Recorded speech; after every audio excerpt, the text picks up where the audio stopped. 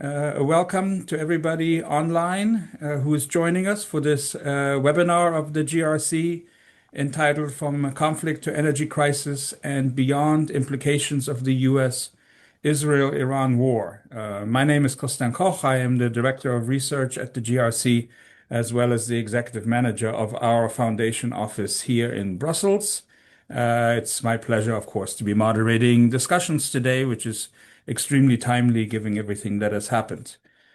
We all woke up this past weekend to the news that the United States and Israel had launched their attack on the Islamic Republic of Iran. For most observers, I believe the news did not necessarily come as a surprise, as tensions had been rising, as the United States had put together a large-scale military force over months in preparation for such an attack.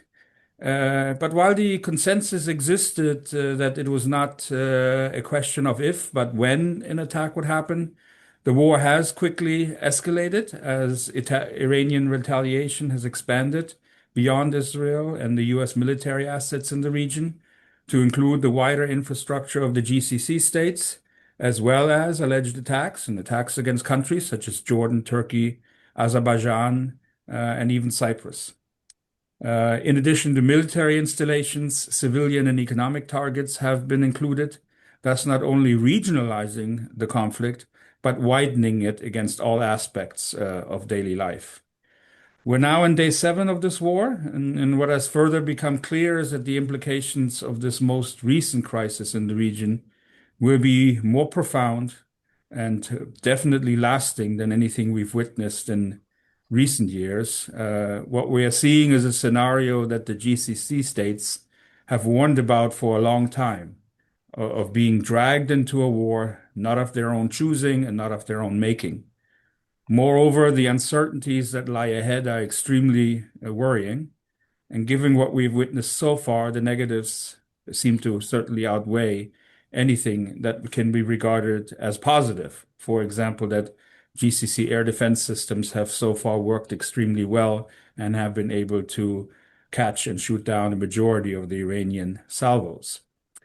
We at the GRC thought it might be useful just to provide our perspective on the course of the events so far, the more immediate implications, and of course, the issues that will most certainly preoccupy everyone as we head further down the road.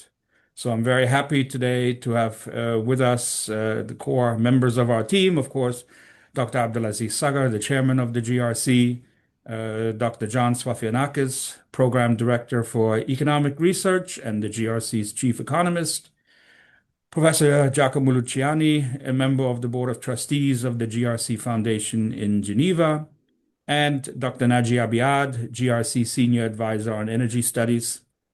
We will have a look at the geopolitical scenery, but also want to definitely take a little bit more of a deep dive into the economic and energy-related dimensions as this crisis further unfolds. So each of our panelists will provide remarks of about 7 to 8 minutes, and we can then proceed in our discussion.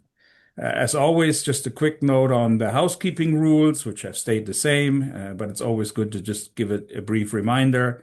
Once the speakers have finished with their remarks, we do open the microphones for questions and comments from our audience, and you will be able to join the discussion by raising your hand in the Zoom menu, and I will then call on you in the order in which I see those hands being raised. Once I call on you with your name, we'll open the microphones for you, and then you'll be able to engage with your question and a comment. I would appreciate if you could identify yourself at the outset with your name and its affiliation, just so that we know who you are. Please also feel free to put a question or comment in the chat function. The GRC team and I will make sure to keep track of all the items posted there, and the panelists can see them as well. Do keep your question and comment short and precise so that we include as many contributions as possible. I'd also encourage you simply to start putting in your questions and comments as early as possible.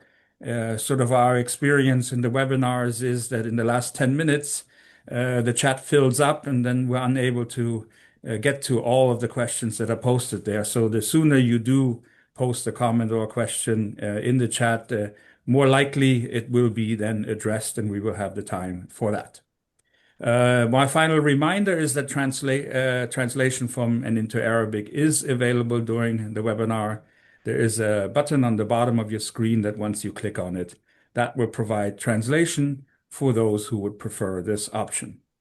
So, with all that being said, I'm happy to turn the floor over to Dr. Abdelaziz first to start us off and give us sort of a broad overview what he sees as the main implications, aspects of the conflict that we need to consider at this very stage. Dr. Abdelaziz, please, the floor is yours. Thank you very much, Chris. Good afternoon, good evening to everybody who joined us today here, and thank you for my good colleagues here for being with us here today together.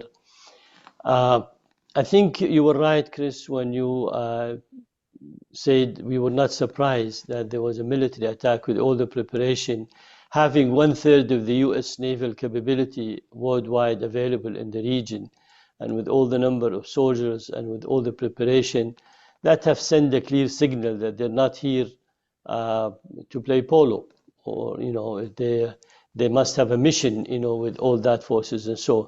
But at the same time, the Gulf countries in general, and in particular Saudi Arabia, Qatar, and Oman, have exerted their utmost to try to highly de-escalate the situation and try to push both sides, the US and the Iranian, by trying to give a chance more for further political discussion, negotiation. As a result of that, we had the Muscat meeting and also the Geneva.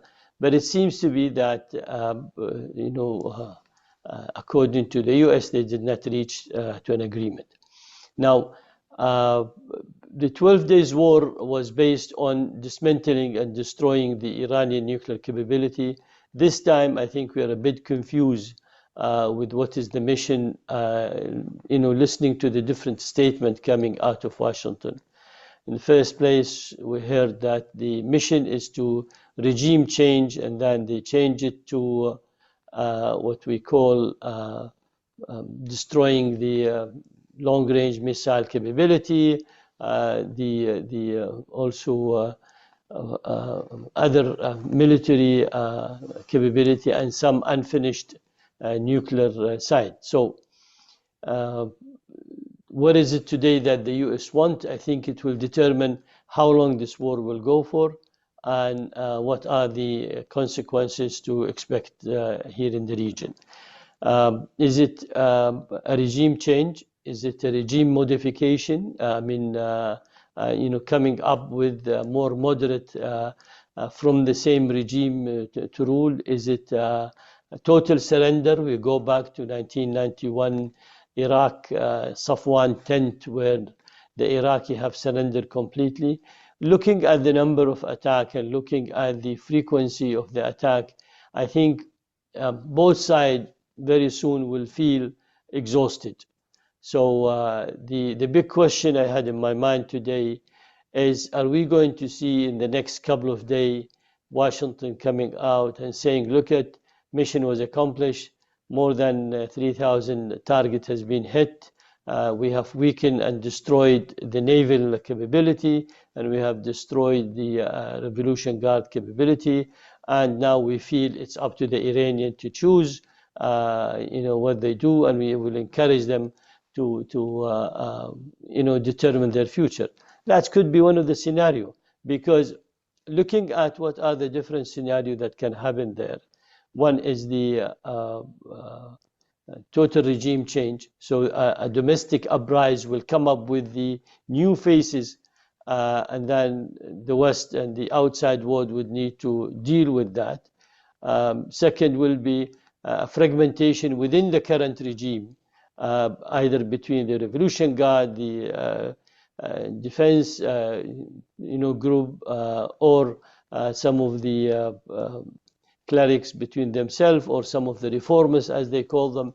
And so that's a possibility to see also a fragmentation within the existent regime. And the third, of course, is the difficult one in my opinion, encouragement from the outside for the different ethnic group you see in Iran supporting the Kurds separately, or the sectarian supporting the Kurds separately, or the Blush, or the Arabstan, or the Armenian, and that will increase the domestic uprising and the vacuum of security domestically.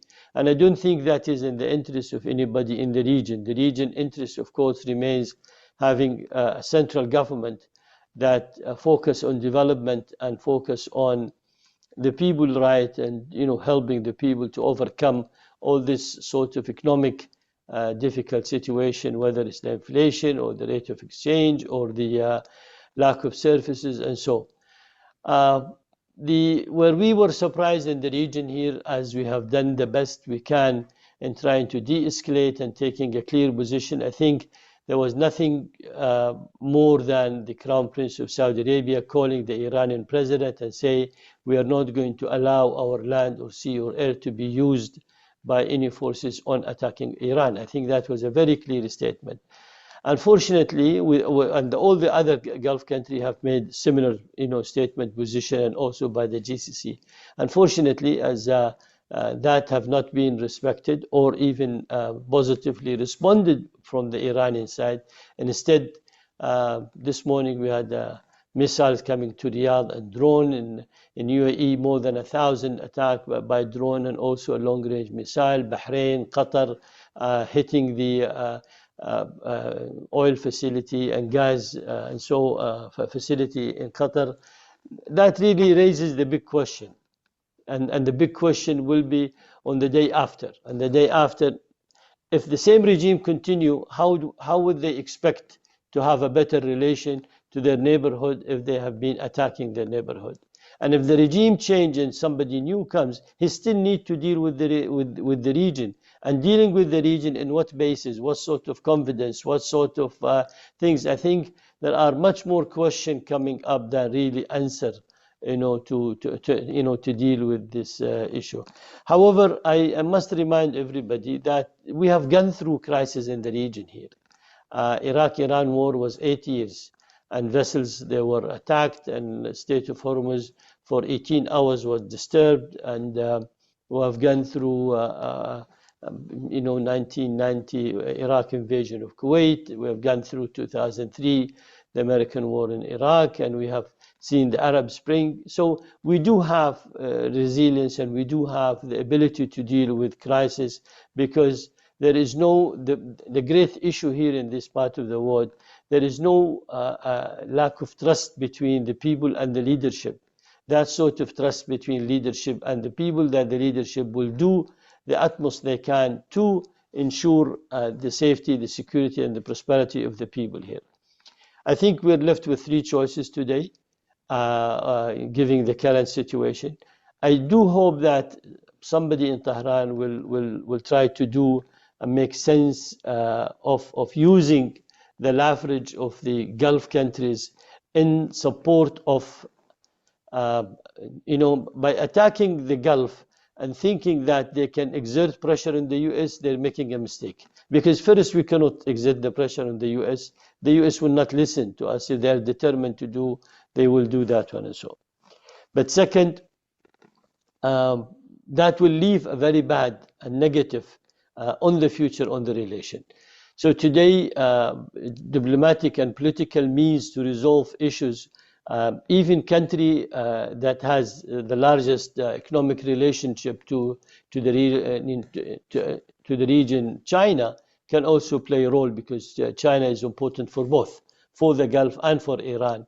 And China mediation in 2023 March have resulted also to a better result. So even China can play a role on the sort of mediation that can take place politically, but at least to reach to the agreement. But once we know exactly what is the direction in Washington. Second, the region, if Iran still continue to attack the region will find themselves changing their policy and allowing the US to use the aerospace and to use the land and sea and so, because that will be more efficient for their operation there.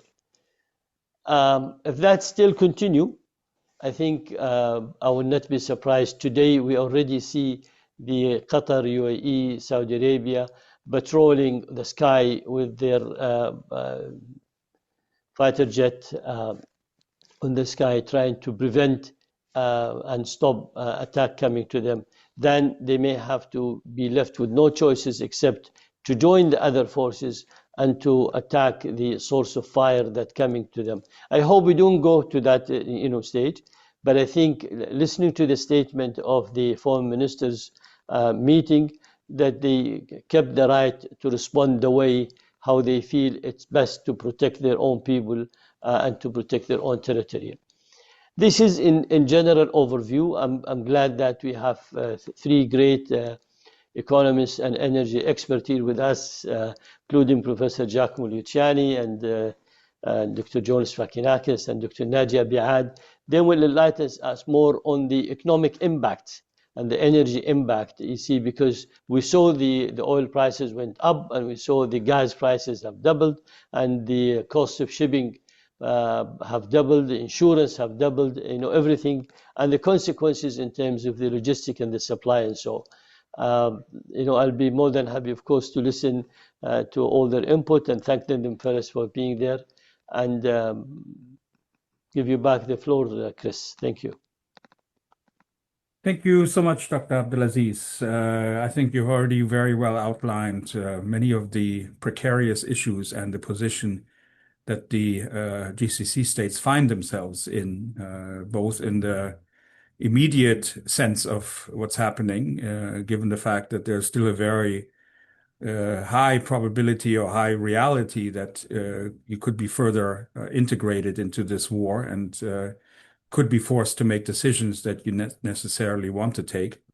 But then also the more medium to long-term dilemmas that are being faced about how do you deal with a future neighbor in Iran where simply one does not know yet of what one has to deal with. And I think you made that point very well in terms of not knowing exactly what the American strategy or policy is when it comes to the war and its continued conduct.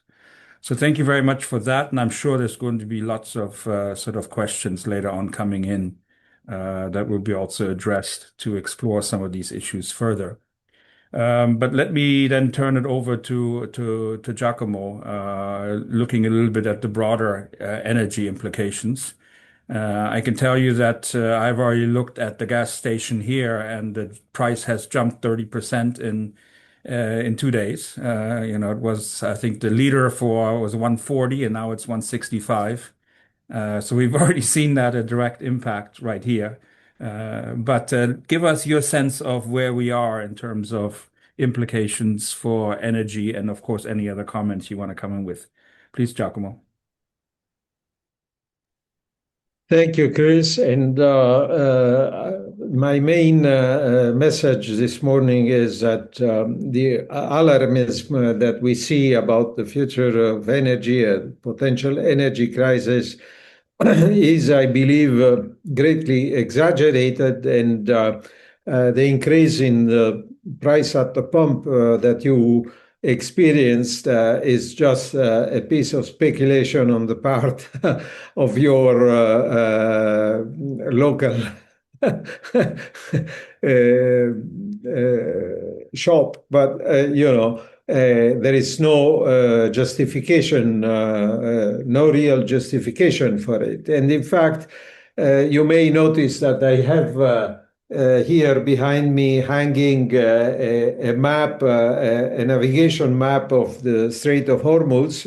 It's a map from the British Admiralty, which I bought exactly 50 years ago and has been hanging behind my desk for the past 50 years. And that tells you that there is nothing new under the sun. This is not a situation that we have not experienced already. We have experienced it in the past. It has been discussed, analyzed, studied. Contingency plans have been made repeated times. And the bottom line is that the Strait of Hormuz in fact, cannot be closed or cannot be easily closed, and navigation cannot seriously be tampered with. I would like to perhaps share a better map now, okay? If you can see it. Okay. Now, why has it disappeared? Not sure. Maybe you can try again, but Okay. share it with. Okay. Yeah, there it is. Okay. So what you first of all, the Strait of Hormuz is not so narrow. It has been described as being a choke point, but this is not the Suez Canal, okay? It is several kilometers, 35, 39 kilometers. It depends exactly where you measure it, but in the narrowest point, which is here, it is more than 30 kilometers wide. So it is not as narrow as that. Secondly, it is not entirely in Iranian waters. There are Omani waters, and the red line shows the medium line of demarcation between Omani and Iranian waters. And then you see the navigation channels here, the entry navigation channel and the exit navigation channel. Each of this is 3.5 kilometers wide, and there is a separation zone in between. So we are not talking about something which is extremely narrow and that Iran can close by shooting from the land at anyone that tries and pass.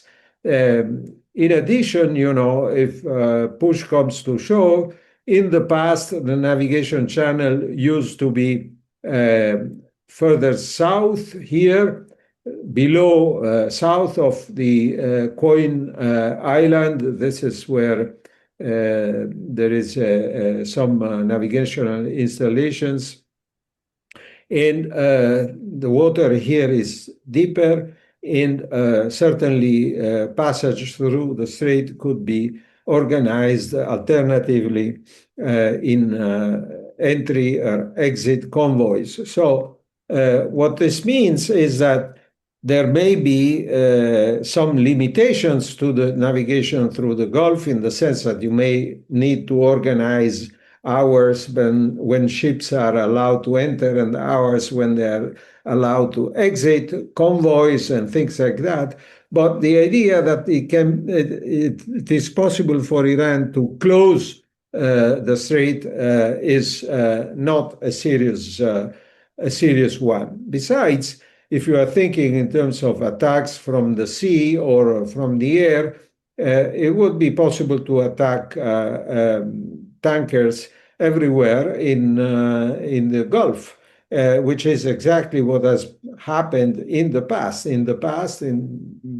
During the Iraq-Iran war, there was a phase of it which was called the tanker war. But during that phase, tankers were attacked outside of Hormuz, not in Hormuz.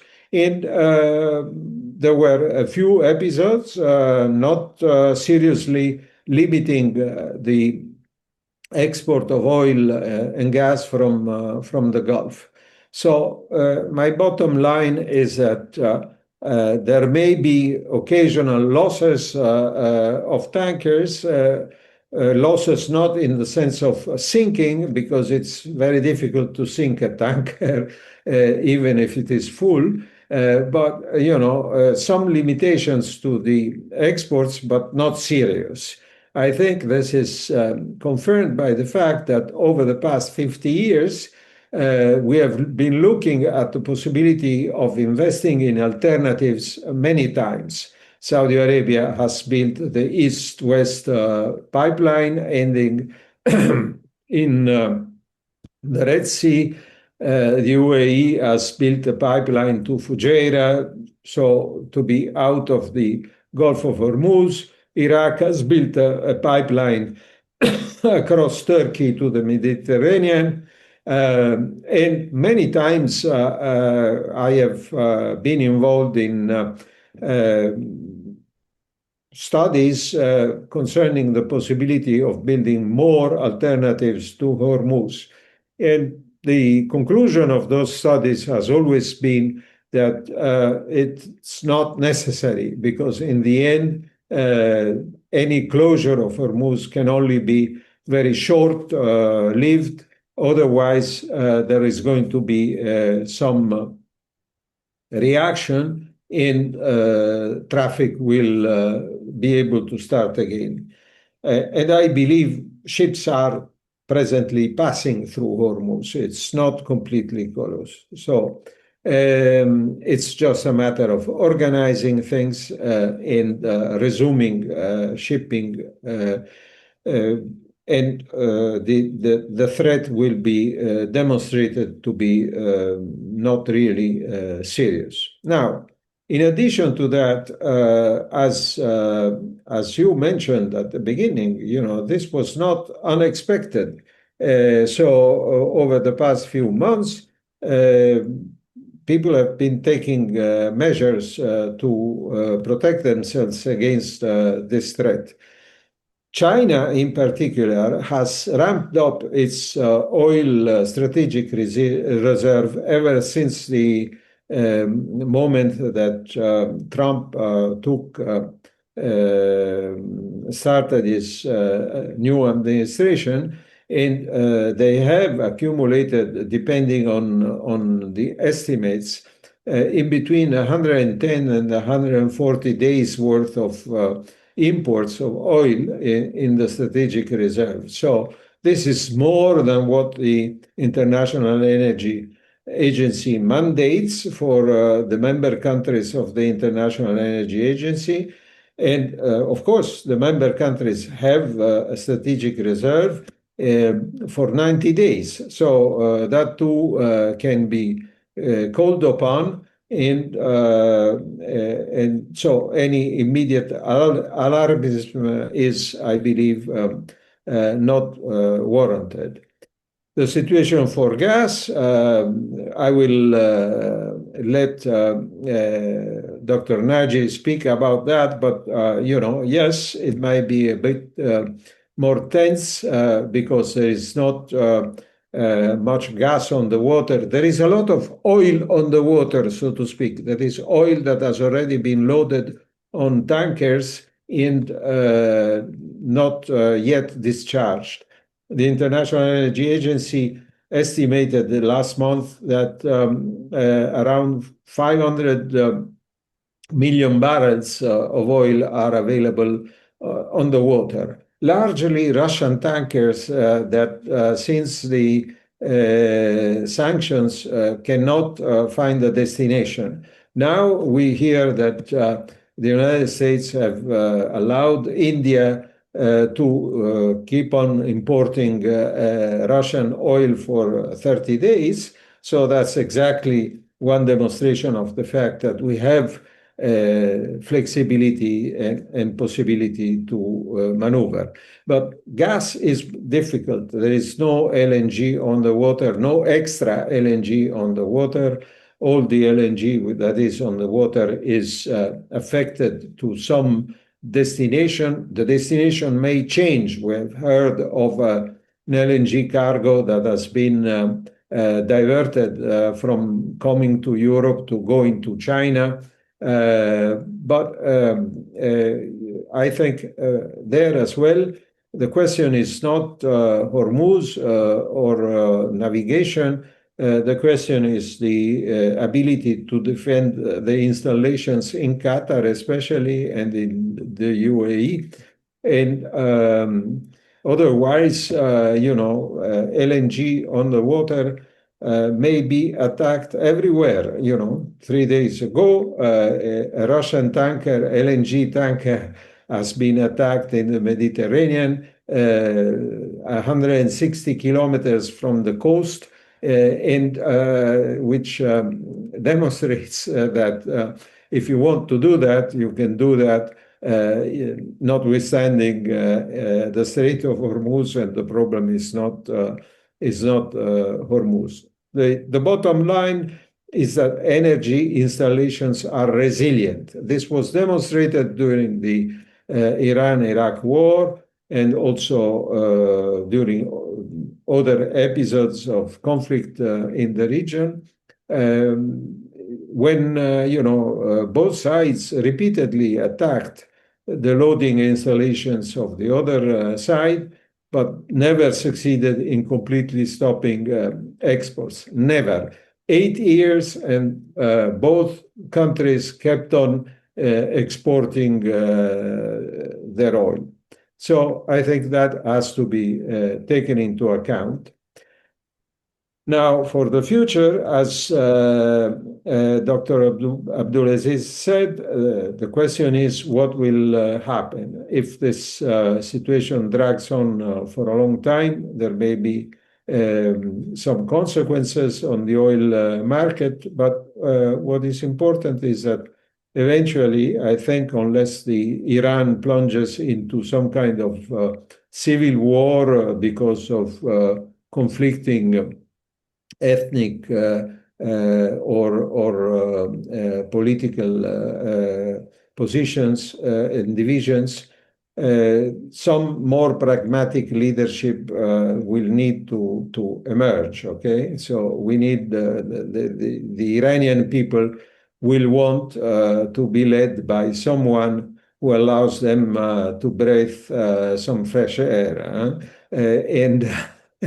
And if that is the case, it is entirely possible that the oil and gas sector in Iran be opened up for investment again, and this would fundamentally change the equation at the global level, because Iran and Iraq, I would add, Iran is a very important potential producer that has been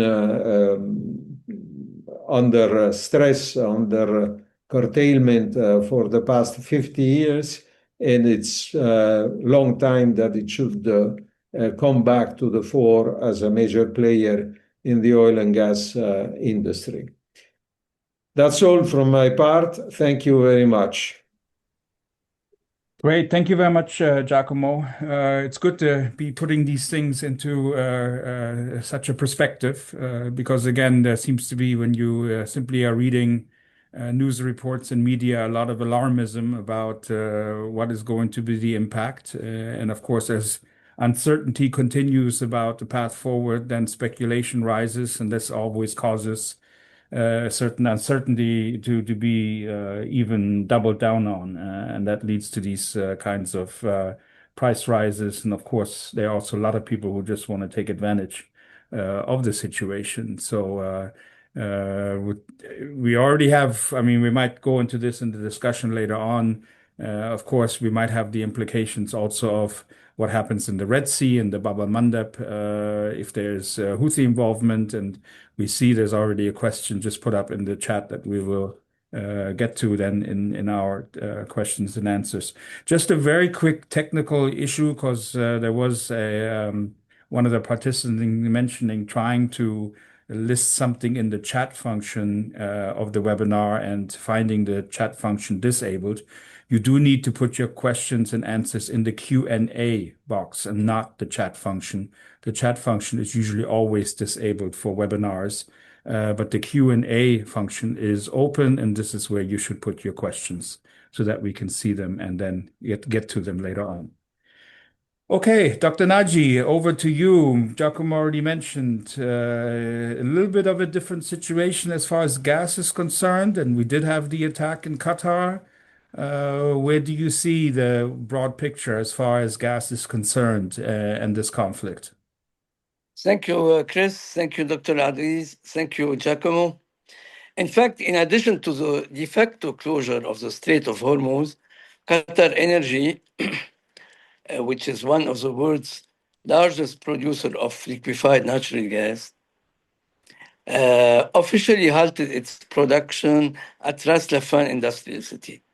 This is the world's largest LNG export facilities, and subsequently declared force majeure. And this all are sending really strong shockwaves across the global gas markets. Just to remind our audience that LNG from the Gulf is exported from Oman, United Arab Emirates, especially Abu Dhabi, and mainly from Qatar.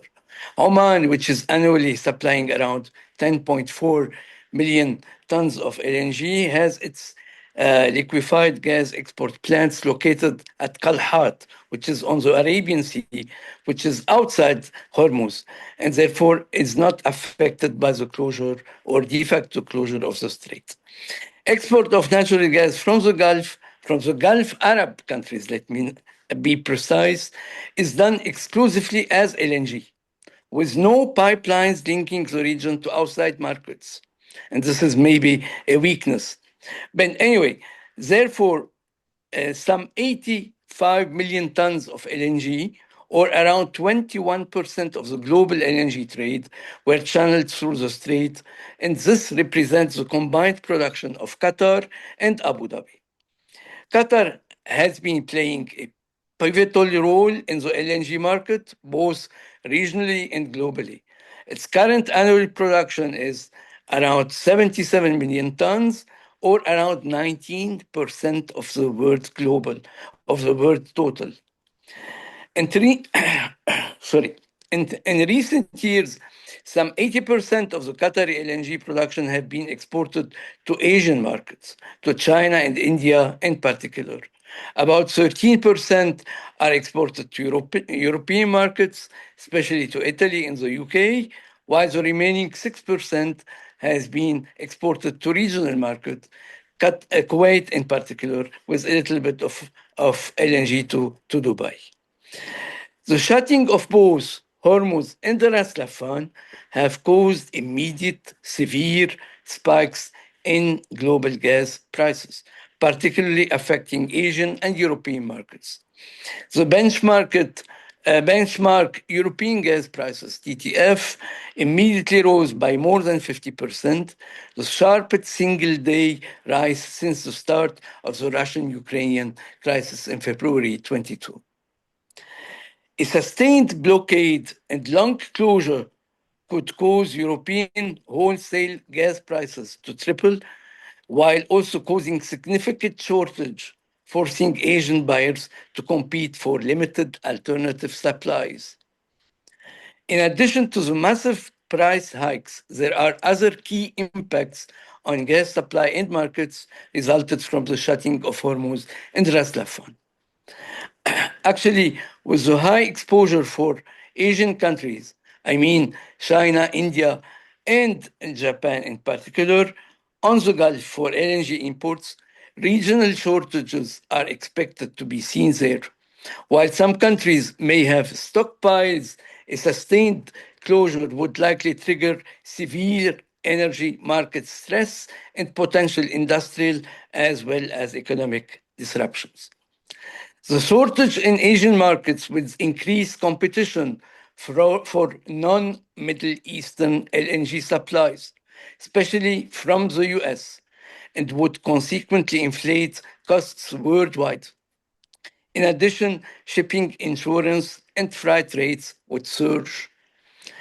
An aggravating factor is the lack of any alternative route or gas supply buffer, with no alternative pipelines or shipping routes that could handle at least a fraction of the missing LNG volumes and provide limited relief from the Middle East.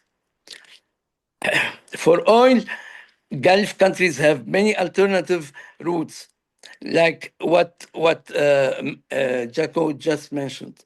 But for gas, we don't have any alternative route for gas. This is very critical. Another aggravating fact is the lack of adequate spare capacity globally to fill the LNG supply gap. It is true that the US LNG producers are racing to fill the gap, while traders and buyers of US LNG are rerouting cargoes to capitalize on skyrocketing prices as consumers battle for supplies. But the current US LNG capacity that can be diverted to fill the 85 million tons per year gap caused by the shutting of Hormuz and Ras Laffan is not more than 30 million tons per year. Another impact of the LNG supply gap would be for other available alternative energy sources to displace liquefied gas in many consuming nations. Coal would be the main beneficiary in countries like China, India, and Germany. The present Hormuz Ras Laffan crisis would badly affect the security reputation of the Gulf gas suppliers. And this is very, very important for the future. This would push gas developers from the region to seriously explore the possibility of building alternative outlets for their gas, surpassing the Strait of Hormuz through the construction of export gas pipelines linking the Gulf reserves to the main consuming centers in Asia and Europe. I know that building a pipeline is not easy, but this could be really a solution for this impasse. The security reputation of the Gulf exporters would also push consumers, and this is really bad for the Gulf. This could push consumers to seek long-term, more secure supply sources. In addition, Gulf developers in the Gulf would also aggressively seek and acquire gas liquefaction assets outside the area, especially in the US.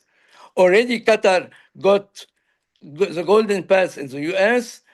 Abu Dhabi in Saudi Arabia have recently acquired shares in many LNG plants in the US, and this will be continued in the future. These are my notes. Thank you so much. Great. Thank you very much, Naji. Certainly a little bit more of a negative outlook on the gas side in terms of the implications. And I think you've laid these out well. I mean, correct me if I'm wrong, but I think it's Russia, Iran, and Qatar that have the most gas reserves. I think they're number 1, 2, and 3. And Absolutely. when we look then at the market, Russia is already under a lot of sanctions and with these issues in Ukraine, and now Iran and Qatar being both located there in the Gulf with this crisis. So obviously this is not going to be something that only has a regional, but certainly there are global impacts here to consider. So thanks for outlining that. You mentioned at the end also the issue of sort of reputation and what this means for Gulf producers and as maybe stable suppliers. And I think that's a good lead over for John and looking at the economics of it, because one of the issues that have, of course, been raised a lot now is does this crisis and how does this crisis impact the Gulf's economic model and then sort of the Dubai model that's always sometimes being mentioned. And in terms of reputation, stability, ability to bring about investment into the region, now that we see missiles and drones flying and hitting all kinds of infrastructure, what does it do to the future of the economics in the region? And now there was already also a question in the chat about the potential geoeconomic spillovers and consequences should this war enlarge beyond the Middle East. John, what are your sort of thoughts on the issue of the economics, the wider economics? Okay, thank you. I would start by saying that I am very optimistic, more optimistic than what was just explained concerning gas and the future.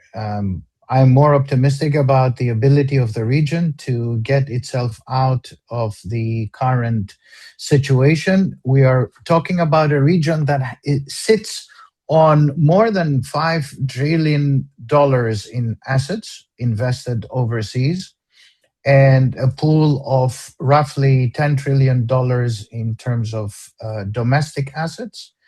And we're talking about a very different Gulf than 30, 40 years ago. So let's not compare apples to oranges. Number two, had this crisis being observed during 30 years ago, let's put ourselves in the 1980s, a similar crisis, I don't think that we would have witnessed oil at 89. And I do agree with Giacomo's point that what we see in oil prices and at your Belgian pump, Christian, in Brussels, is speculation. We do live in an oversupplied market, not an LNG oversupplied market, but in a crude oil oversupplied market. And let me juxtapose where we've seen oil prices jumping during the Ukraine-Russia crisis. Initially, oil prices jumped by 60%, whilst today we're still around the 25% mark. So a very different crisis.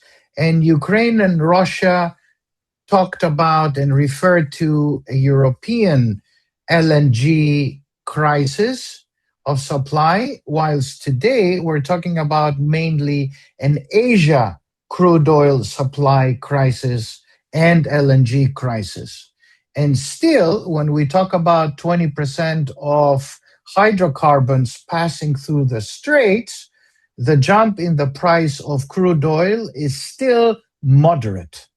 So a very different crisis. And I would say the geopolitical premium that is being charged today is very different again than if we were experiencing it in the 70s and 80s and 90s. So the world is very different today.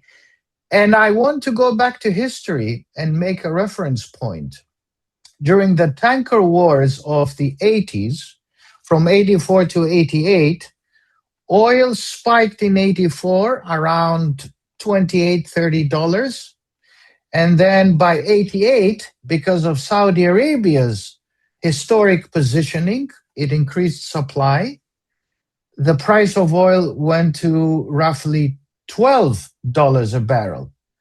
So we could see a similar situation, and you could very well see, as was said earlier, not just the Russians supplying more oil for the Indians, and of course we know that there is a lot of supply of Russian oil in tankers, which could end up in China, it could end up in Korea, it could end up in Japan, but we'd very well see additional oil being supplied by other countries, be it Brazil, Kazakhstan, Guyana, exported crude from the US, the strategic reserve of the US, being used to alleviate some of the speculation today that we've seen. So we are diametrically in a very different scenario than we could have been in the 80s and 90s and early 2000s. This is one.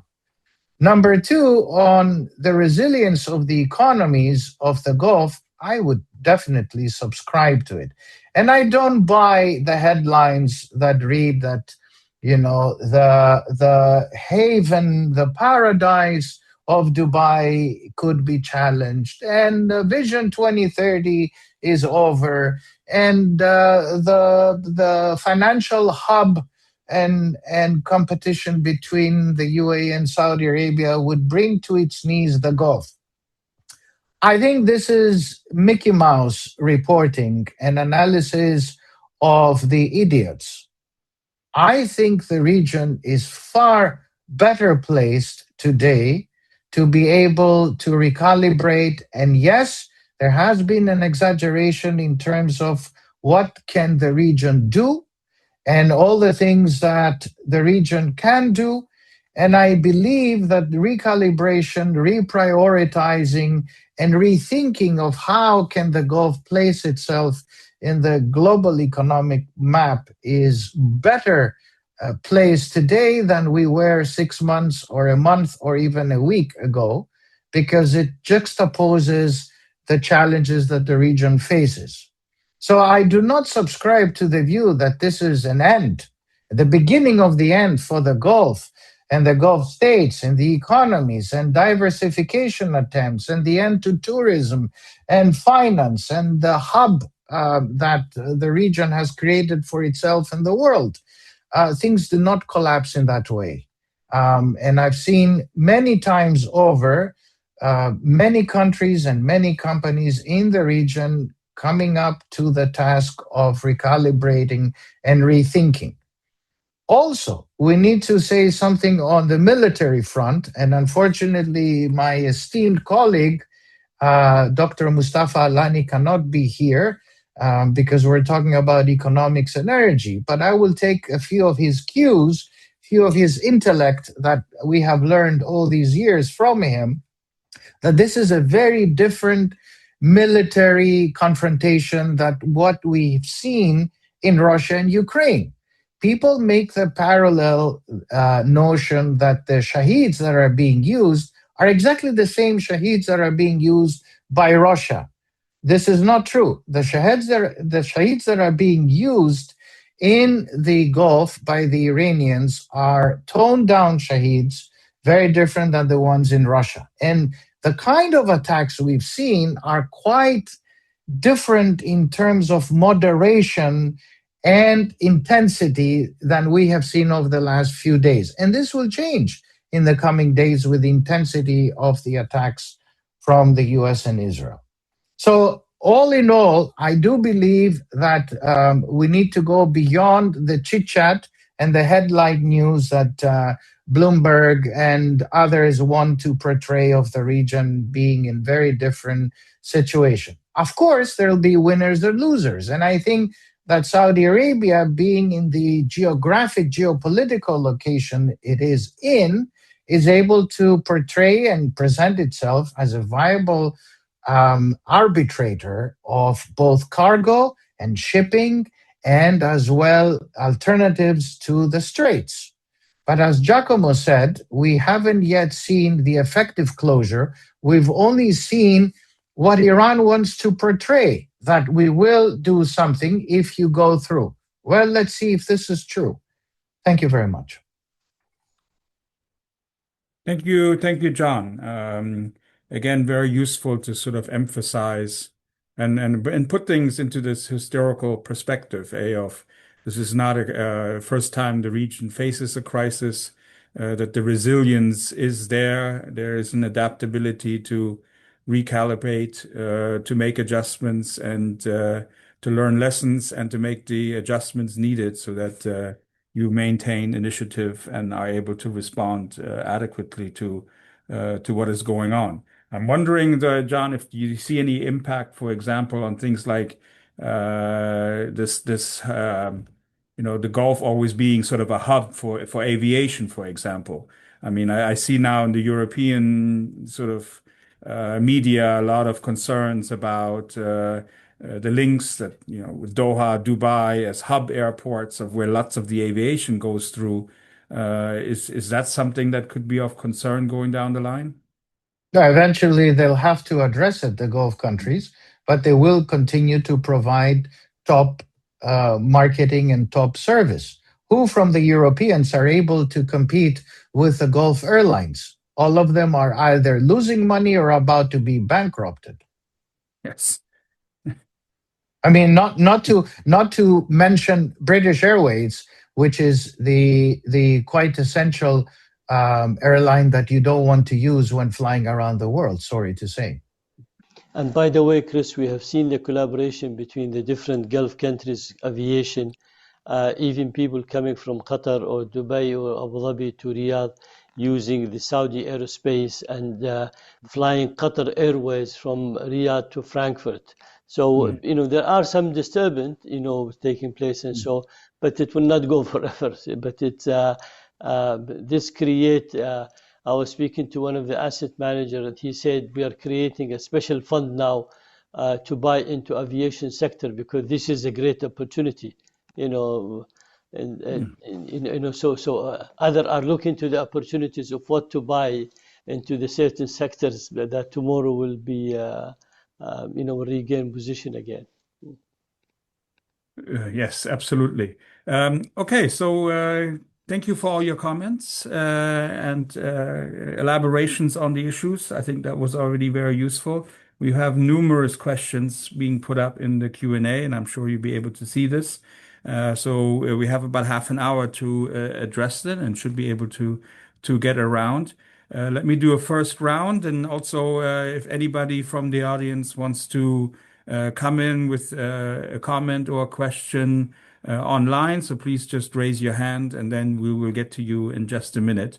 So Dr. Abdulaziz, just a couple of those questions that I see here that are more addressed to you. One is about the possible Houthi intervention in the conflict, the impact this has on the region. Again, maybe also Giacomo in terms of the impact on Straits, since this involves the Bab al-Mandeb. There's a second question on the likelihood of instabilities as we have seen in Libya and in Iraq. So how do you assess the situation in Iran regarding a possible change of the regime? I think the second part of that question, Giacomo, you've already answered a little bit about the future of Iranian energy policy and what could be the result of that. And then a third question to you, Dr. Abdulaziz. Most concerning to me is if Gulf states allow their land and airspace to be used and even join the conflict to fully disrupt Iran. What advice would you give Gulf countries to ensure long-term stability and avoid Iran becoming fragmented, descending into prolonged civil conflict, as we have seen elsewhere in the region? So two questions more related to Iran, one on the Houthis. I'll start from the last question. If Iran change their behavior, if they're really asking for a political solution, if they maintain their good relation to the neighborhood, I think they stand to gain more from that policy, rather than attacking them and sending drones and missiles to attack critical oil facility. When you attack Ras Tanura, this is the largest oil field in the world and the biggest refinery. So what do you expect out of that one? A big hug? It cannot be. So a country would need to respond, would need to protect their interests. In the Houthi side, I think I'm not surprised. I think they have seen two things. They have seen what's happening in Iran and the number of attacks is going there. And also they looked at the Hezbollah and all what's happening there. If they have any temptation, they realize the strong U.S. current presence and the Israeli respond could be far more than what's expected. What we have seen in the first day attack in Iran, it's equal to the 12 days war. So the massive capability that exists maybe will be used. So far they've been playing calm and quiet, no reaction, and I hope they get their sense. And the more Iran will become weaker, the more the Houthi will be willing to change their policy and to adapt to a peaceful situation on the Bab al-Mandeb and the others. We are not interested to see fragmented Iran. The question of fragment. No, I said it very clear. We are interested to see a strong central government in Iran and not a fragmented Iran. But that's all depends how the Iranian would like to respond, the people and the government. So I think it's up to them. In the end of the day, they can determine. My worries, as I said before, that in a week time we will have Washington coming out and said mission has been accomplished. We have done the job. Now you, the Iranian people, have to worry about your domestic issue, and they just leave it like this. So it's really the Iranian need to put their act together and work closely to try to focus on their domestic issue. I mean, I cannot believe a city like Tehran, with all the history, they have shortage of water and they have lack of services, with all the engineering capability, with all the, what people deserve there. Yes, thank you for that. Let me then just briefly turn to Giacomo, maybe on again the Bab el-Mandeb, but also there's a question here of will there be an alternative to oil and gas or perhaps other nations instead of the Middle East if the conflict between Iran and the US-Israel lasts longer than expected?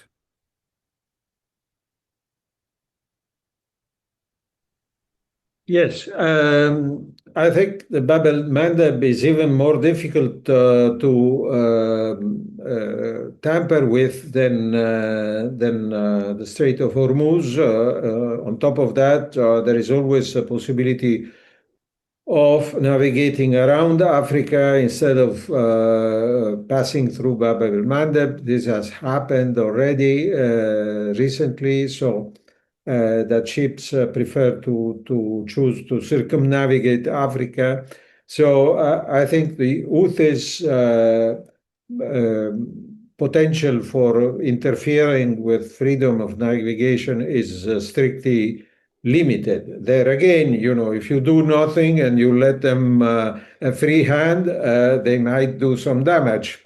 But this is a paradoxical assumption.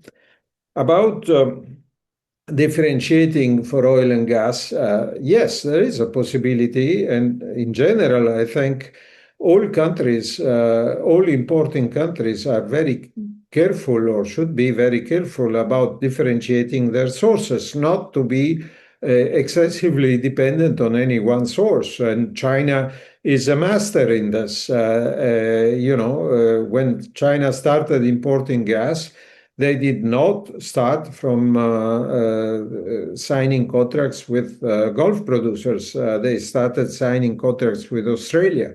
And ever since, they have diversified sources. So there will be additional sources of LNG, notably in Africa. There are several projects that are coming up. And I think this, including, reopening the possibility of domestic production in the European countries. There is a debate underway in the UK. There has been a debate underway for a long time in Italy because we can produce some gas, which at the moment we are not allowing to be produced. So that may happen. But what is most important, I believe, is the potential for cooperation within the region, between the different regional countries, the possibility of building a gas network encompassing all GCC countries and reaching, for example, to Egypt or down the road to Syria, which would open the door to liquefying gas on the Mediterranean, is something that has been discussed but not implemented. Differently from bypass pipeline for oil, I think bypass pipelines for gas would have a better justification, including serving the region itself, because Egypt is short of gas these days. It's an importer of LNG, and there is absolutely no reason why there should be an importer of LNG. They have LNG liquefaction plants which are stopped because of lack of gas, and there is no reason for that. So there is plenty of good reasons to think in terms of developing a gas network, a regional gas network, which would also have the consequence of creating diversification in logistics for gas from the region. Naji, do you have any comment Great. on that? I'm going to come to Naji also on maybe you have a comment on that. And yeah, by all means, as I mentioned, there is a need for building alternative routes for gas from the region. And Giacomo just mentioned the pipelines to the East Mediterranean. There is so many projects from Qatar to Turkey and Europe through Iraq. or through Syria or through Egypt, as Giacomo mentioned. But the problem is geopolitics, because pipelines, when it passes through more than two borders, then we have more and more problems, as we all know. And unfortunately, most of the oil pipelines in the region are closed since so many years. Then before building gas pipelines, maybe we have to reopen the oil pipelines as well. Anyway, looking at the alternative gas sources, I believe the main profiter, really benefiter from all this, will be the U.S. The U.S. profit from the Russian crisis.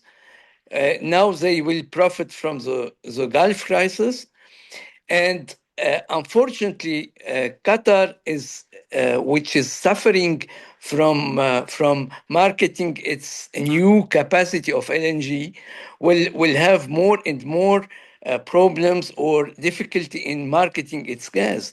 This is what I believe, especially after this crisis. This will lead to a focus on other supplier of LNG, and the main prospective provider of new LNG would be the US. Sure, we will have new supply from Africa, maybe Canada, and maybe more from Australia and others, but the main prospective supplier of new LNG will come from the US. Thank you, Naji. Just there was also one question, and you might have probably already answered it to some degree in the chat. In light of the recent EU-India agreement, do you think continuing the IMEC project, so the India, Middle East, Europe connectivity project, could be a viable solution for creating new gas pipelines between Asia and Europe crossing the Gulf? Again, I believe pipelines crossing so many borders is not viable. But especially in this part of the world, where I'll give you an example, which is really everybody can see it. Saudi Arabia is maybe it was in need of gas, but it was never thinking of bringing gas from Qatar itself, which is nearby. Iraq is in bad need of gas. They are not thinking of building a pipeline from Qatar.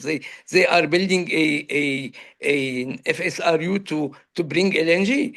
Then the LNG is really winning over pipelines in the region. From India to Europe through the Gulf, this is, I believe, a pipe dream, but I hope not. And by the way, the Syrian-Iraqi oil pipeline, which has been stopped for years, they did not activate that. And this is it's there, it exists, it's a neighborhood, it's an important export, pipeline. Since 82, the Kirkuk-Banyas pipeline has been closed without any really trial even to open it again. Okay, I've got two hands raised, so I'll go that in 1 second. But before I do so, I want to go to John. A couple of questions there to pose to you. Again, what would be the potential geoeconomic spillovers and consequences should this war enlarge beyond the Middle East? And then a question here, considering the close strategic economic relationship between Gulf Arab countries and the US, could this possibly lead to strained relations, which could even lead to less economic leverage for the US in the Middle East? So those two questions to you, John. Okay. So it all depends on what is the intensity of the war and the longevity of the war and how the US extricates itself from the war.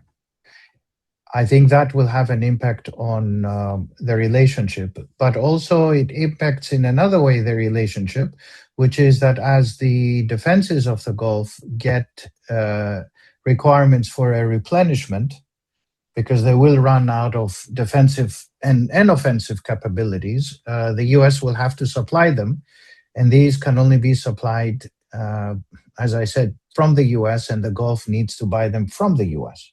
So the relationship, strained but not strained, right? Because the defense element is quite there. And neither can the Europeans provide for that, because the Europeans have to provide for their own. They have enough troubles finding out where they'll find the money and budgets and so forth. That's one issue.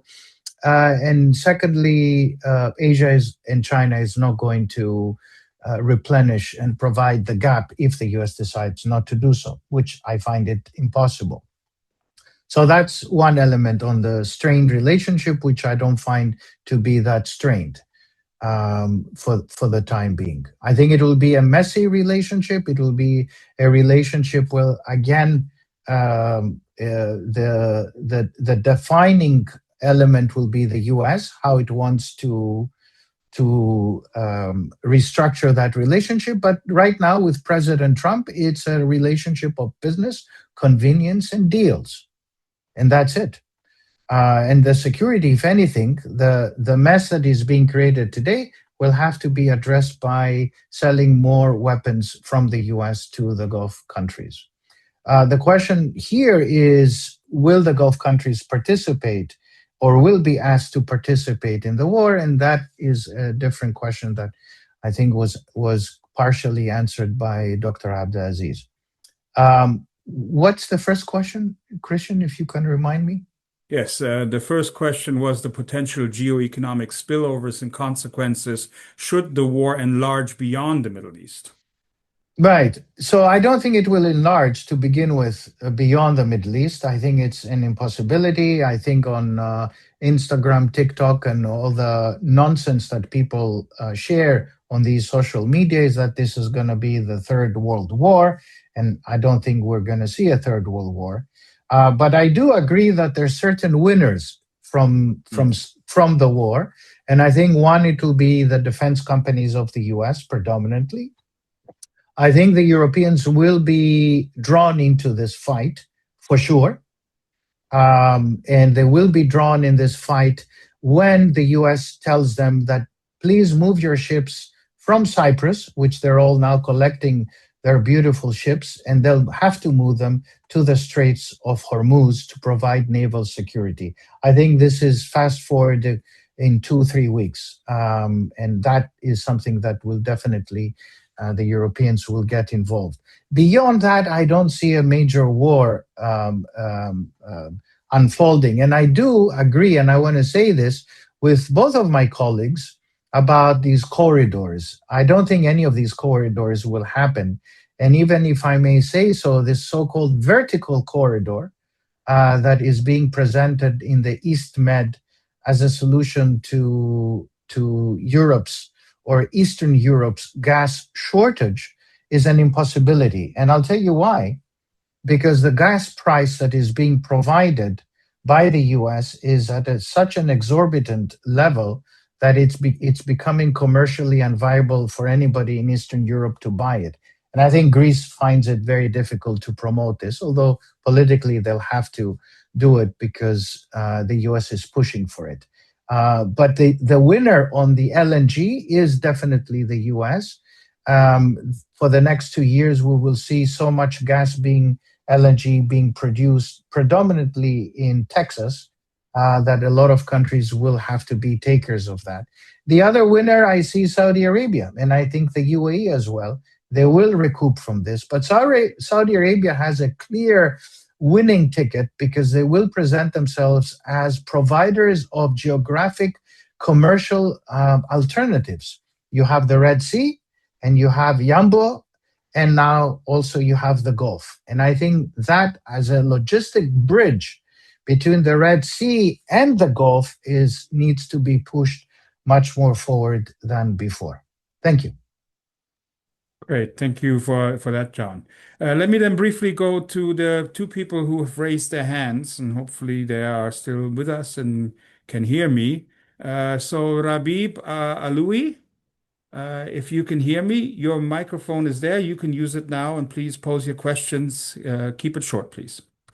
Thank you so much. So this is Rabia Balwi from Tunisia. I'm a political analyst. First of all, I wanted to thank you for organizing such a webinar in this critical time. So my question is, who will compensate the Gulf countries for the losses so far? Thank you. All right, thank you for that. And Khalid Ayad, if you can hear us, Khalid, you've raised your hand. You are now available to come into the conversation, Khalid. Yes, sir. My name is Khalid Ayad. I hold a PhD in political science and another PhD in history. And currently I am doing my third PhD in philosophy. Such seminars for me, sir, is a learning experience to hear such distinguished personalities. But yet I would like to say this, if possible, after admiring the rationality of His Excellency Dr. Abdel Aziz, who thrived not to have a fragmented, whether Iran or any other country in the region. Energy is the way to evolution, because if energy is well dealt with, then security will prevail. And then, as McNamara said, security is the way to evolution. And this means history in making. And this what gives me the chance, if possible, sir, to emphasize to myself at least that we cannot overcome the history of the region, especially when we say that Aristotle, we can remember that Aristotle said economy is the credibility of the housewife to manage her kitchen, meaning her children. Any country in the region should take care of their people. Khalid, could I ask you if you have a specific question? Yes. My specific question is, don't you think that going to other major projects like the Red Dead Sea project would have stopped some turmoil from what we are seeing? Okay, thank you for that, Khalid. John, you want to handle the one on compensation? Yes, on compensation. I admire also the doctor who has 2 doctorates and trying to get a third one. I barely managed to do one myself, so I admire him for that. On the issue of compensation, I think here we go again. You know, the foreign powers, the Israelis are masterful at destruction, but not very good at managing compensation. So I think the region should forget being compensated. If anything, the region always is asked, whenever there is destruction done by other countries, and especially Israel, for the Gulf Arab countries to go and fix it. So today the soup du jour, or for the last few months, is Syria. Then it used to be for 40 odd years Lebanon. The UAE does a marvelous job in bailing out Egypt, and so forth. And also Gaza, you know, whenever we get done with Gaza or they get done, then the Gulf Arab countries will be asked to go and fix it. And then with what guarantees, because in 10 years' time they can destroy it again. And then we in the Gulf Arab region are asked to go and fix it again. So I don't think anybody is going to give us money in the region to fix anything. If anything, we're being asked to manage the situation. And if the Iranian situation goes out of hand and we have 4 Irans, then good luck on providing stability and economic prosperity. And that will be the major spillover effect, negative one, for the region if you have 4 Irans or 6 Irans or 3 Irans. The politics of instability is going to reverberate negatively on the economics of the Gulf. Thank you. Just to keep you right there, John, because there's also another question. I'll relate it a little bit to what you just said. The question in the Q&A is, to what extent is the Saudi economy vulnerable, given that the kingdom has a debt of 31% of GDP, if I'm not mistaken, and needs to implement its Vision 2030 goals? Be interesting to hear more about the impact on vision realization. And as you just mentioned now, I mean, the Gulf states find themselves under attack. They're asked always to bail out their neighbors. At what point does the requests on the Gulf just become too much? They can't handle it all by themselves. They can't be keeping on propping up Egypt, paying for investing and providing funds for Syria, being asked to also fund reconstruction of Gaza. There's lots of issues out there, and this war adds an additional cost. So that, and specifically the question on Saudi Arabia. I think on Saudi Arabia and debt to GDP and all of that is fine. Yes, debt is rising, but at the same time, you have a growing economy which is expanding outside of just government spending and government GDP. And there is a more vibrant non-oil GDP, for sure. And I think it is good that you have a bit of instability in order to provide stability and to show to everybody that the Gulf is impacted together by all of this. This is not a Gulf that has 6 different countries. The impact of attacks and violence impacts all 6. And that should create and instill something that Giacomo and I have been saying, and Dr. Abdelaziz, that the Gulf should be united. What the lesson learned is that you need to have a viable GCC, both on the defense side and on the economy side. And I think the lesson learned is that we need to be more united, and these frenemy issues need to be fixed and addressed, because nobody has an interest to see a disunited Gulf. We need to see a united Gulf together, and a disunited Gulf is not to the interest of the GCC. Now, the GDP issue, debt is coming off from a low base, and I think it's good that we're seeing oil spiking and hopefully oil falling. And Saudi Arabia is going through a process of reorganizing what is viable versus what is not viable. And that is bound to happen because it was too much. What Saudi Arabia was trying to do was too much, and it's not feasible. Also, the Gulf cannot bail out and bail in everybody in the Middle East, because some of them tend to be corrupt, because some of them are intransparent, because some of them do not have the vested interest of their population, and because they want to have impossible cities in the sand to create. So the Gulf is not there to bail out everybody. The Gulf needs to bail out themselves, and that's why they have conditionality now attached to every fiscal move they make to bail out the countries in the Levant or North Africa, including Lebanon. You know, for how many decades Saudi Arabia was bailing out Lebanon? Now they're not going to bail out Lebanon.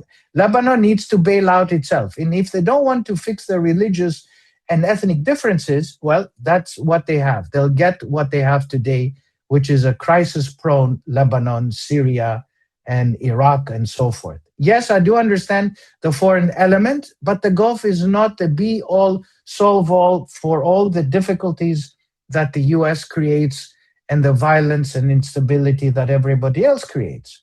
Thank you. Thank you very much, John, for that. We have a few minutes left, so try to get a couple more questions in. Some to Dr. Abdelaziz.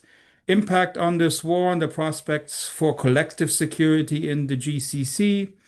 How does the war impact on the stability of U.S. security guarantees to Gulf countries? And then one comment on NATO's role in the current crisis, considering that NATO members remain divided on the use of U.S. air bases. How does one see the rifts within NATO and the response to the U.S.-Israeli war in Iran?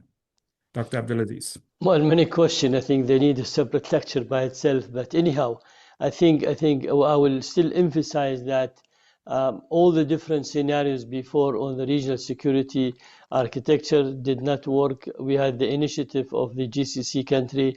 As soon as the dust settle, as the Americans say, we're going to see a closer coordination between the Gulf countries, sticking to the two issues that John mentioned. One is the security architecture of the region, and secondly, strengthening the economy in terms of energy, economy, diversification, complementarity, doing that. And we have seen when there was a close relation after the Arab Spring, when Saudi Arabia stepped in with the other Gulf country and supported Oman and Bahrain to overcome the economic situation at that time. That did work quite a lot. We still need to activate this and make it more workable solutions on the GCC economic framework agreement and also on the security side. Now I think crises bring people together, but I think we should learn from all those different crises that we should not have a relaxing mode after the crisis is over. In fact, we should use it for future planning in a better way to overcome a lot of those issues, and agreeing with the threat and the threat assessment and the way how to deal with it. Yes, the US will remain an important partner to the region, but I think also the lessons we are learning by having international forces, whether it's the US or others, not necessarily there to fully protect and to defend you. Maybe they would like to use those bases for their own operation, but not necessarily to defend you. So I think there are many lessons, and our job in a think tank, of course, is to enlightening the decision maker with the different objective and ways to go about that. No, absolutely. It's, one should not forget that you need to also start thinking about the day after and what happens. So final round, two items to Giacomo and Naji. There was one question about the route of energy supplies to China in east of Asia and how would everything affect the Chinese economy. And then there was one question on Oman that basically, Oman's foreign policy model, but you've seen some strikes on Duqm and Salalah ports. Oman's economy benefits indirectly from the situation being located outside the Strait of Hormuz. But how could Oman realistically position itself as a major logistics hub in the region if the conflict continues? Giacomo first, just then briefly Naji, and then we will have to wrap it up. Thank you very much. In fact, China is one of the countries more directly impacted by the situation because of its dependence on oil and gas from the Gulf. And what we are seeing probably will point in the future to a closer energy relationship between China and Russia. For China, Iran has always been an important provider, the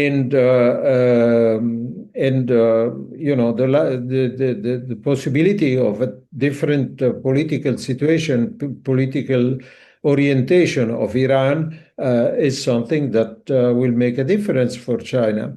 So one important consequence is that China will be forced to rely more importantly on Russia. And this closer relationship is problematic for both because China wants to diversify and because Russia runs the risk of becoming a colony of China, in effect. Okay, so that's something to be looked at very, very carefully. Oman is doing well in general in its economic development. It is not the richest country in the Gulf, but it's a country with a very sensible leadership that is pursuing steady improvement in its economic situation. it is possible that Oman may become more of a hub for a lot of activities in the Gulf.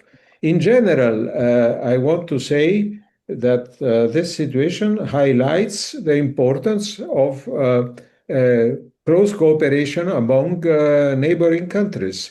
So this is true, as John said, about the GCC countries. In my personal opinion, cooperation with a neighboring country also extends outside of the GCC. I think countries like Iraq, Syria, Lebanon should not be bailed out, but should be viewed as opportunities for development and investment.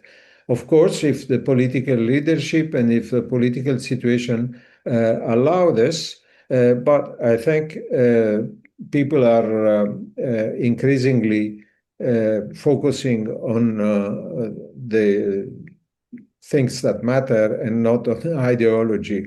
At least we hope so.